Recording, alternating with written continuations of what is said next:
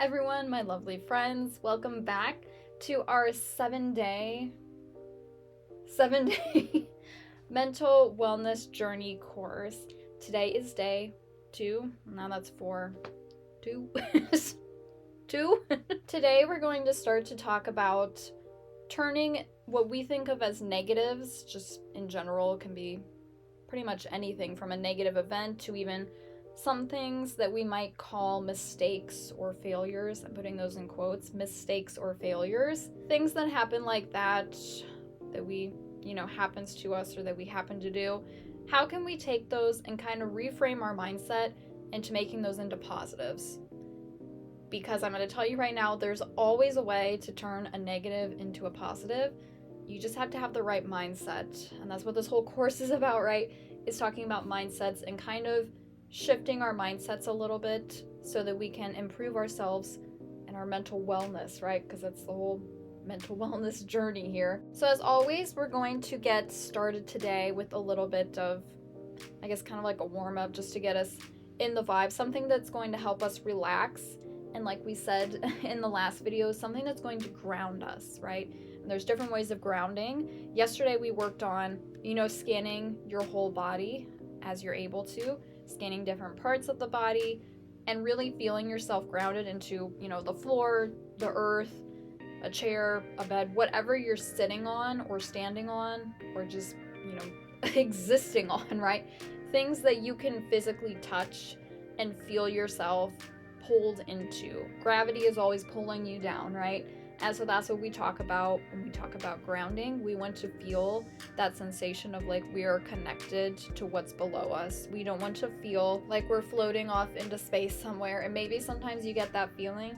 I know for a lot of us that can be kind of a common theme, that when we start to get stressed out or in this like a little bit of a poor mental state, sometimes that can start to happen. And if that's something that doesn't resonate with you, if that's something you don't get, that's totally okay too. Grounding is great for everyone, regardless of whether there's sometimes that you don't feel grounded, or if you're like, well, I think I kind of just feel grounded all the time because I never thought about it, right? If that's you, that's okay too, because grounding is a great practice for everybody, and it's only going to help your mental wellness more and more. It's never going to hurt you.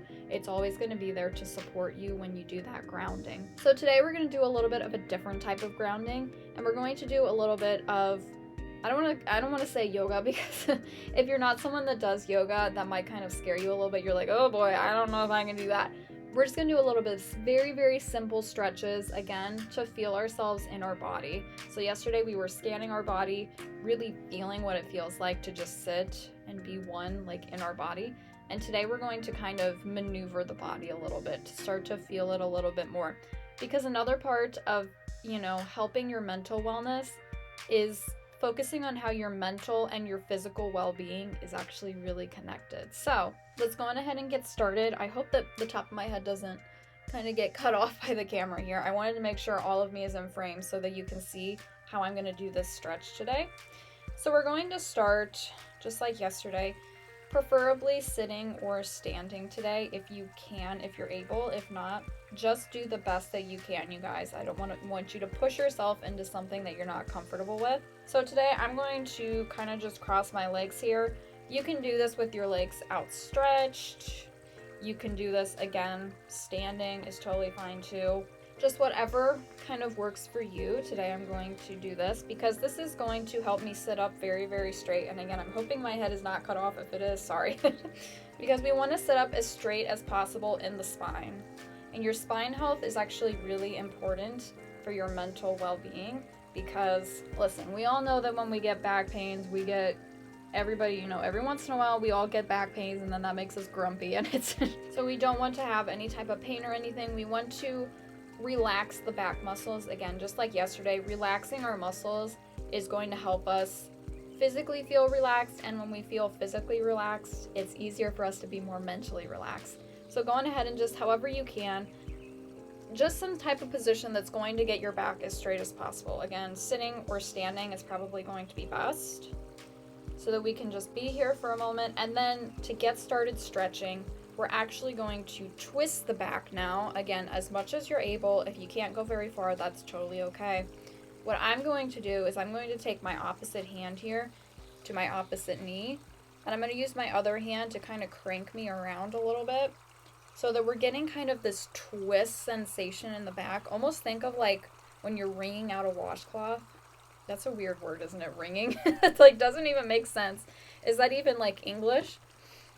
What is the origin of the word wringing? Because that does not feel like an English word.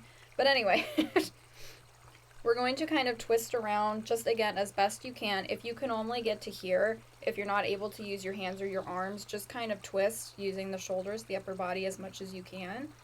Again, I'm going to kind of crank myself. I got this hand behind. And we're going to hold for 5, 4, 3, 2, 1. Now slowly release. Don't just let yourself slingshot, right? We want to keep the relaxed, the chill vibe. So just slowly unwind from that. And of course, let's try to keep it even and do the other side. So we're going to take, again, I'm going to take my opposite hand to opposite knee. I'm going to scooch forward a little bit here so I don't hit my beautiful pictures. I'm going to use my other hand behind me.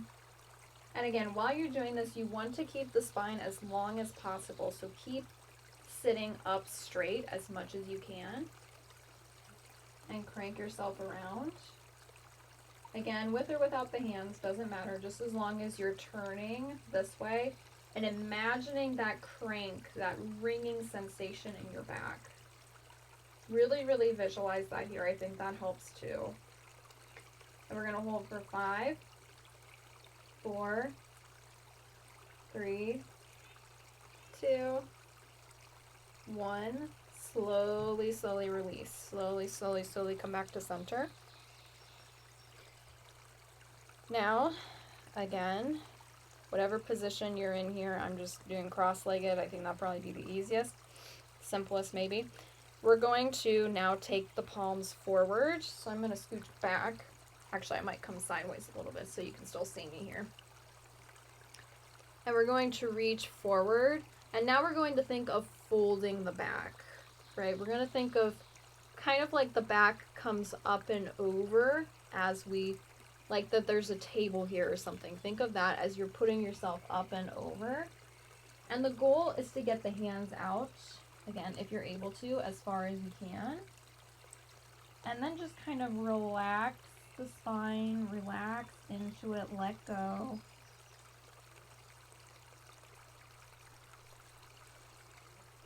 And again, you can do this with the legs crossed. We're going to do it next with the legs out in front, so you don't have to do that yet. Or if you're standing or something, you can definitely just fold over standing. Again, if you're not able to use the hands or the arms, just go on ahead and let yourself fold over as much as possible. And then again, we're going to reach out, kind of crawl like the fingertips, if you're able to, kind of crawl it out like a little bug. Like a little bug on the carpet, crawling over. And let's come down. And you're probably not going to be able to hear me very well at the moment, but we're going to hold again for 5, 4, 3, 2, 1, and come back up very slowly. Very relaxed, very calm, right? Now for our last stretch, I want to do that again with the legs outstretched. And again, you can do this sitting or standing. It's actually the same stretch either way. So if the sitting, if you're like, I don't know if I can do this anymore sitting, you can definitely stand. Or if you've been standing, maybe you try it sitting now.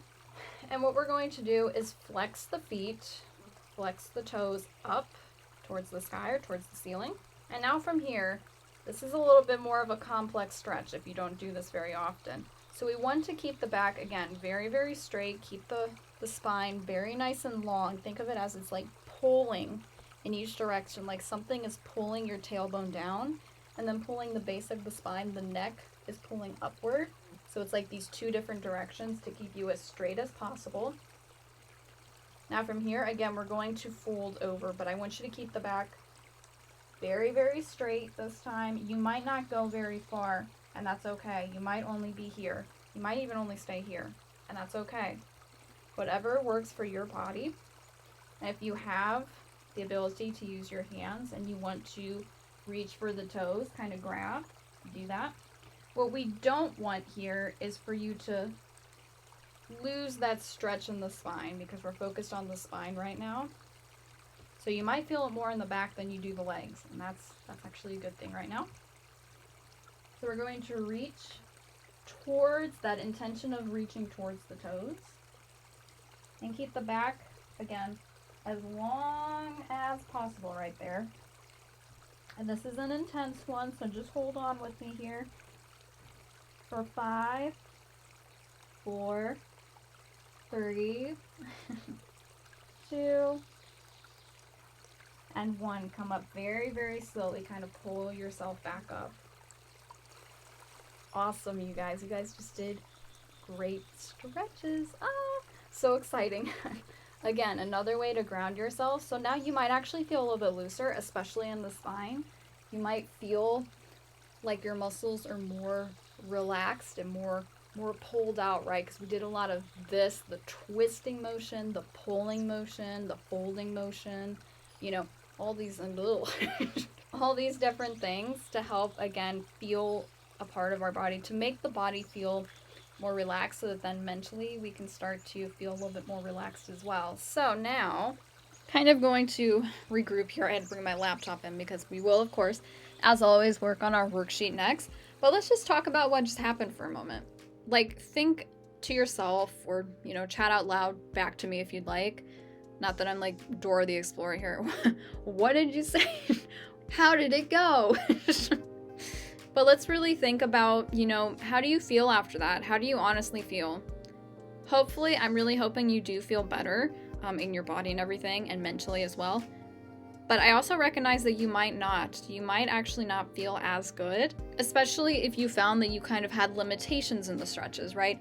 If you had trouble, say, reaching towards your toes, or you had trouble cranking around, if you're like, I'm really more tight than I thought I was, and I did not go as far into the stretch as I would have liked. And that is okay, but I just want you to recognize that now, and recognize that, you know, sometimes like we said before in the day 1 video, every body is different. And some stretches that, like, you see me do, they might not be the best for you. It might not feel great for you. It might be, you know, within your limitations or outside of your limitations to be able to do certain stretches, which is why, again, like we talked in the day 1 video, it's important to recognize what's best for you, and what's best not just for yourself mentally, but for your body and for yourself physically, because that is step 1 to starting to take care of yourself and to start to understand what type of self-care is going to be best for you, which again is going to be a future session on self-care. So don't worry too much about that yet, but just start to recognize how, if you start to feel like you might have some, you're like, I don't know, I didn't like that stretch. I didn't like this stretch. I didn't like that stretch. You know, just start to recognize that everybody has their own likes and dislikes, depending on a myriad of a million different factors. So just start to recognize what's best for you. And then the other thing I want to talk about real quick is recognizing when we might get kind of frustrated with ourselves, right? If you're someone that you're like, we basically did like a toe touch stretch there. If you're someone that you're like, I can't touch my toes and I never will be able to, that might not be completely true. But if you're like, if you're someone that you're like, I'm really frustrated with myself that I can't, you know, I can't even turn very far this way. Like, I can't do it. I can't do that. Why can't I do this? Ugh, I'm so frustrated with myself. Why can't I just do it?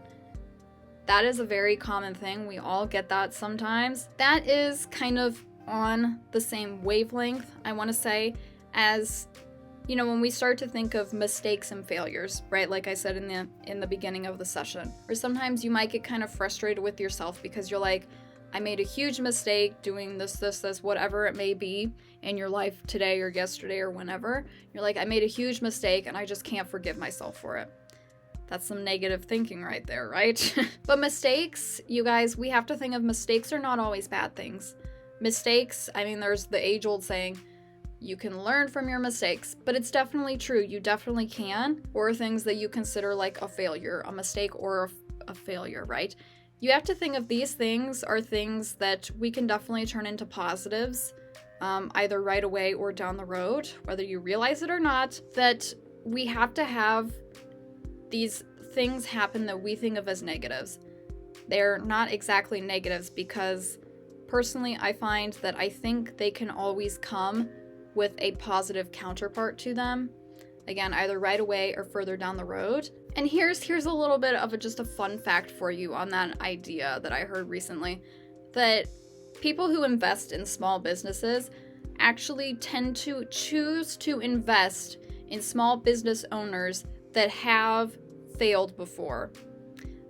Much more likely, I don't know what the percentage is or something, but it's like something like 80-90%. Majority of investors are going to choose between two small business owners. They're going to choose the one that has had a small business venture fail before versus one that has never had a failure before. Because those investors see the value in making mistakes, making those failures, and then learning from them, because you can learn so much from those things that we call mistakes or failures. And then later on, we can definitely turn those into positives. So I want you to, again, this is just a little bit of a tidbit for you. Part of our mindset shift today, what we're going to focus on, is turning things that we think of as negatives, negative occurrences that may happen in our lives, looking on perhaps the bright side of them, or seeing how those can later on turn into positive things, okay? So enough chatter today. Let's go on ahead and get started with our day 2 mental wellness worksheet, which I will pull up over here for you. Okay, here we go. And again, like we said today, we're going to talk about from negatives to positives. And this is kind of a complex topic. Probably all the things I've said so far, some of it you're probably like, what the heck is she saying? So let's go on ahead and work on our worksheet here together, just like we did yesterday, just like we do on all of these days. So let's start out with our first question here. A little bit of a journaling prompt for you, so we've got some space to write in. This one might take us a minute or two to work on. How do you feel when you find you can't do something exactly like you envisioned? Can you name an example and describe it? So think of a time that, you might have had this like glorious vision for something that you're like, oh, this is going to turn out this way and it's going to be amazing and again, glorious and beautiful and it's going to be so great. And then you get to doing that thing and then it doesn't quite meet your own expectations. Maybe you had your expectations set a little high, or maybe some things just happened that were either within or outside of your control and it just didn't go quite as planned. So I really want you to take a minute or two to go on ahead and think of an example of this. And also, how generally do you feel when you find that something doesn't go as planned? Kind of describe how you feel when that happens, and then think of an example of when that actually has happened to you before. Again, might take a minute or two to think of the example there, but then go on ahead and write that. And I'm going to write as well alongside you here.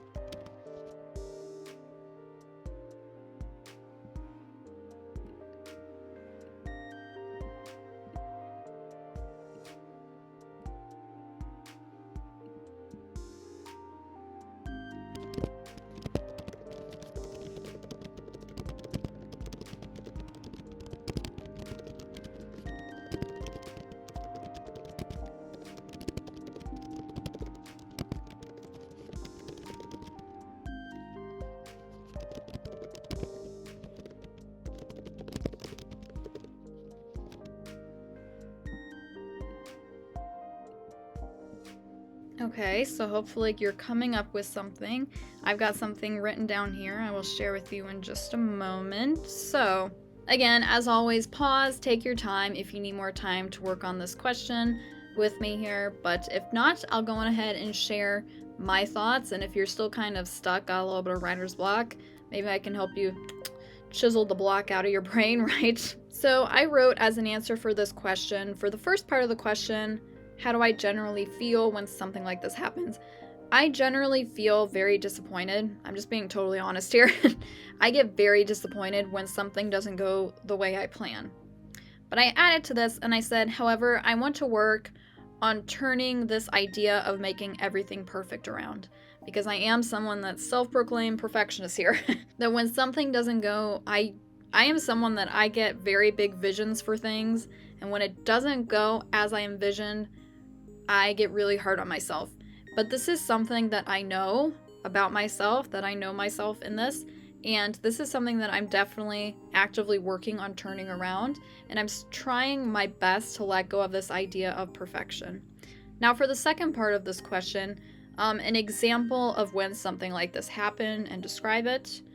One time that this happened to me was when I planned really big for an art festival I was going to, only for the festival to get rained out.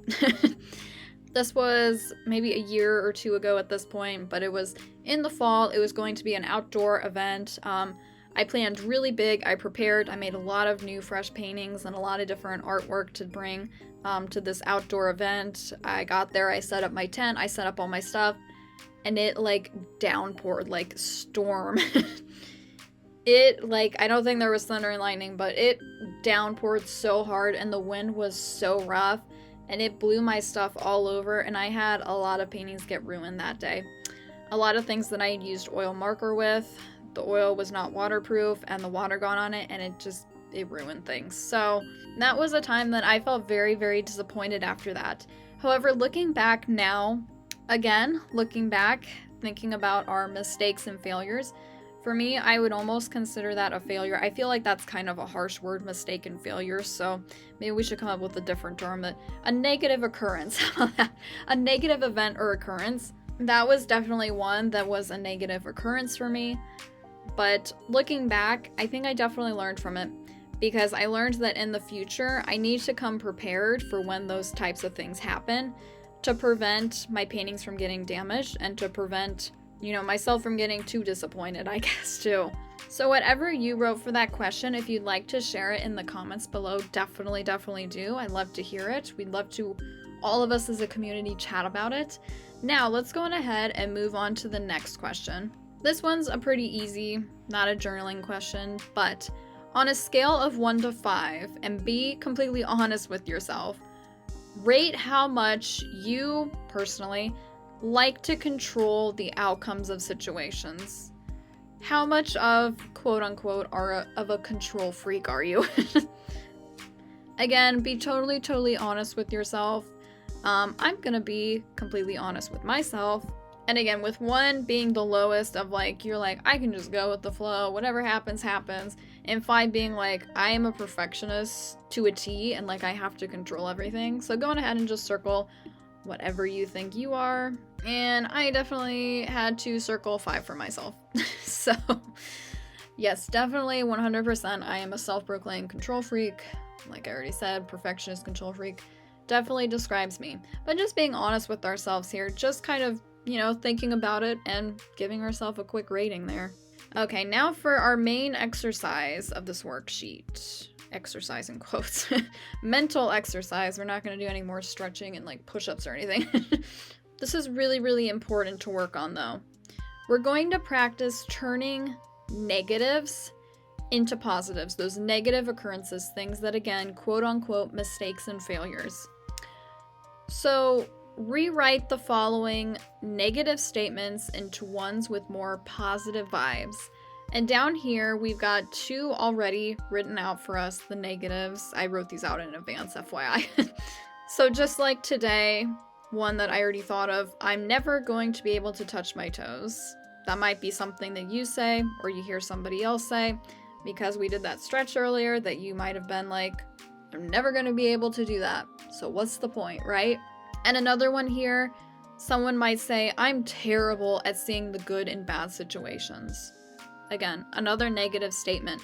So let's take a moment. Let's start with this first one. I'm never going to be able to touch my toes. So take a moment. Again, I want you to do this on your own first, because I think we're each going to come up with a little bit of different answers, maybe a little bit similar. I don't know. We'll see what happens. So pretend that this is something that you said. Maybe you actually did say it. So if you did, you don't have to pretend. But if not, go ahead and pretend that like this is a negative statement that you just said. How can we rewrite this into something more positive? And again, this is a little bit difficult to think about. It's a little bit of a brain exercise, but I want you to maybe just pause for a second and kind of write out for yourself. I want you to see what you come up with first before you look at how I'm going to tackle this one. So again, there's a bunch of different ways you can do this, but I'm going to come up with my own thing.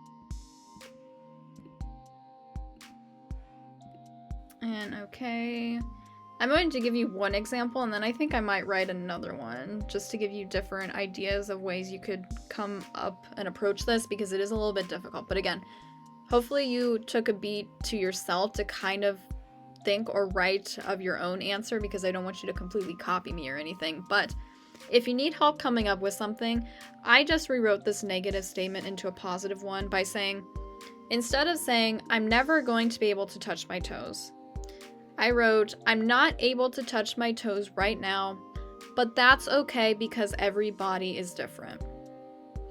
That's one example. I also have another one I just thought of.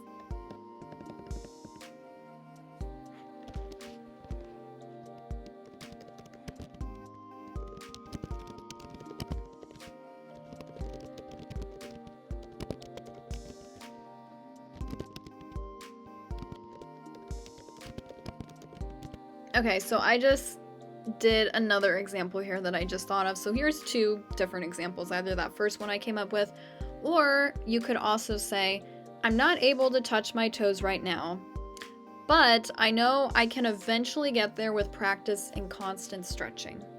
Because I really do believe that if you do dedicate yourself to something like that, that there is the possibility that you might eventually get there. Just because something is outside of maybe your limitations of your body right now doesn't mean that you can't, sometimes we can't, but sometimes we can kind of shift those limitations, and you might be kind of surprised as what you're capable of. But again, you might have come up with something completely different here, and that would be really interesting to hear. So let's go ahead and do the next one. I'm terrible at seeing the good in bad situations. So now that you practice with this one, maybe you have a little bit more of an idea of what you could write as turning this from a negative to a positive here.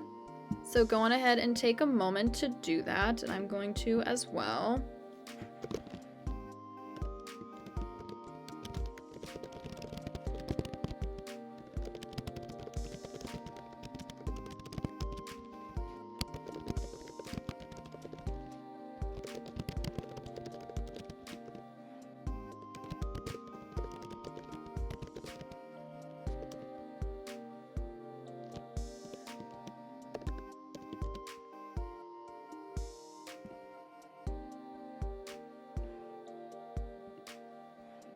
Okay, and if you can see, kind of a common thing with the way I'm writing these is I always like to put a but in there.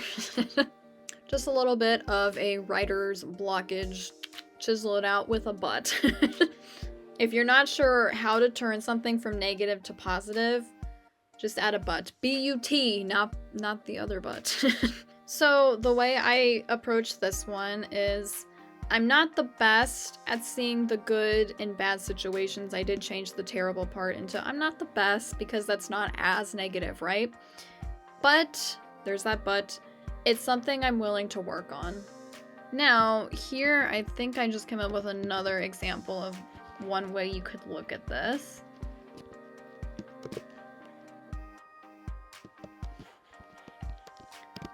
You could also say,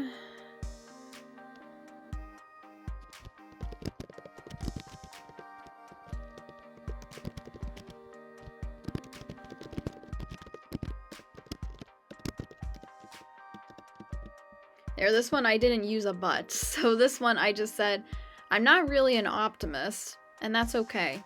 Because essentially what this statement is saying is that I'm terrible at seeing the good in bad situations.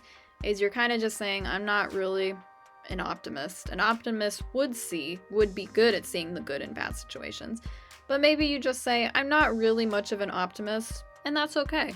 Because honestly it is. And that's just a more positive way at looking at this type of statement. But again, you might have said something completely different, and that's okay. This is just an exercise. Just see what you come up with. There's no right or wrong answer to these. There really, really is no right or wrong answer, you guys. It's just, again, all about practice. It's practicing turning these things that are like kind of negative, leaning towards negative statements, into things that kind of lean a little bit more positive. Just kind of rephrasing. And again, it's all about that mindset shift we've been talking about. So it's helping you get from a little bit of a negative mindset to a little bit more of a positive mindset. All it is practice, right? That's all it is.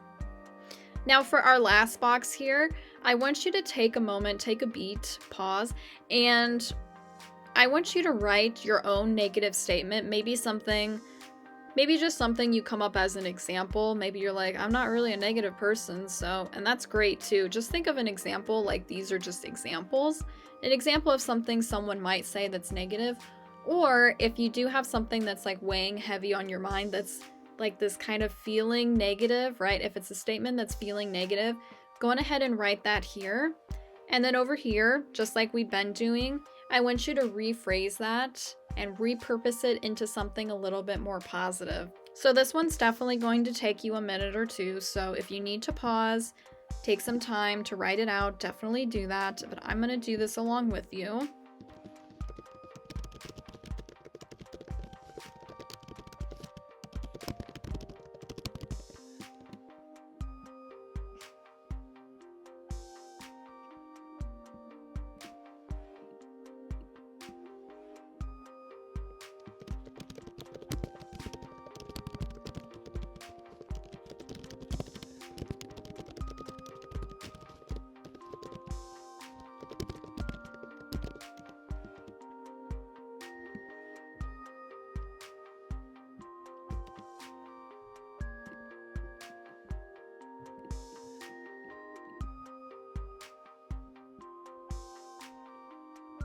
Okay, again, pause if you need a little bit more time.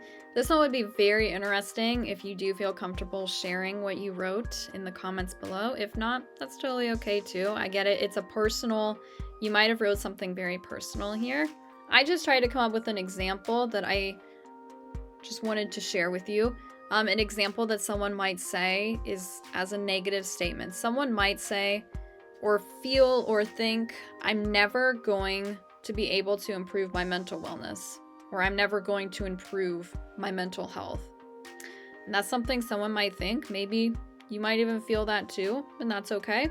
Because the way I reworded that, from negative to positive, a little bit of a more positive way of saying this, because it might be true that, you know, your mental wellness might not feel that great at the moment, but a way to kind of look at it in a positive light rather than a negative, you could say, my mental wellness isn't in the best place right now, but that's okay. And again, there's that but, but that's okay, because it really is. We all have ups and downs sometimes, you guys, and it's totally okay if you're not in the best place mentally, like right now or ever. But recognizing that that's okay, that's a positive thing that you can do. Just saying to yourself, like, I know you're not in the best place right now, maybe you're not, and just saying to yourself, but I know that that's okay. Just tell yourself, I know it's okay if you're not in the best place right now. And that's just as simple as that to make things a little bit more positive. And again, shifting from a little bit of a negative mindset to a little bit more positive. See, it wasn't that easy. But for real, I know it can be a little bit difficult and it's not always the easiest thing to do. So this is definitely an exercise. You can practice this over and over again on your own. Like just take another sheet of paper and just, make this chart here. Go from negative on one side, positive on the other. Maybe you've got a list of negative things that have been weighing on your mind. You can write them in the negative section and then take as long as you need. Maybe it takes you, maybe you come back to it every couple of days and look at your list. And then you just, look at something negative and you go, well, you know what? I can see that in a positive way now. So let me write down how I see that in the positive side here. Okay, now you guys know what time it is. It's time for our brain break, the fun part of our session where we get to kind of close things out, keeping it chill, keeping it relaxed. Today, our brain break is going to be a little bit more active, just like our stretches were a little bit more active and stuff on the floor. We're going to do that again now. I gotta resituate a little bit again here because I want you to see my feet. We're going to use the feet today. And what we're going to do, and again, this is going to feel a little bit like a yoga thing because this is something I've seen in a lot of yoga classes before. We're going to pound out our frustrations using the feet. Now, if you're unable to move or use the feet, you can do this with your hands as well. What we're going to do, and again, this is something you can do this sitting, standing, or laying down. It really doesn't matter. I'm going to do it kind of reclined here so that I stay in frame, but I'm going to kind of come down on my elbows here. You can, of course, lay all the way back if you'd like, or do this standing or sitting in a chair. Doesn't matter. Just as long as you have your feet on the ground, or again, if you're unable to use the feet, use the hands. And what we're going to do is we're going to stomp out all the frustrations. Stomp out all the frustrations of like all that negativity. We're going to pound out the negativity here. So again, if you're doing this with your hands, you're going to bang kind of on the floor, like patter patter with your hands. If not, patter patter with your feet. Here we go. Now you might feel a little silly doing this, or you might feel a little bit weird. That's okay. Just let it happen. So what we're going to do, again, take the feet and we're going to kind of bang, bang, bang, bang, bang as hard as you'd like, as hard as you can. And again, pound out those frustrations. I've also heard this called rain feet or like pitter patter feet in yoga classes because it kind of sounds like rain hitting the floor. So you can also kind of think of it as washing out your negativity. But again, we're going to go bang, bang, bang, bang, bang against the floor for quite a few seconds. So get ready, I'll count us in 3, 2, 1, and then start to bang against the floor. If you want to make some noises while you do this or something, you can totally do that as well. It's kind of making my voice shake a little. Laugh, have fun with it, have fun with yourself. Again, if you want to do your hands too, you definitely can. We're banging out the frustrations. Just keep going and keep going. As hard as you can into the floor, bang it out, get all that negativity out. And we're gonna keep going for 5, 4, 3, 2, speed it up, and 1.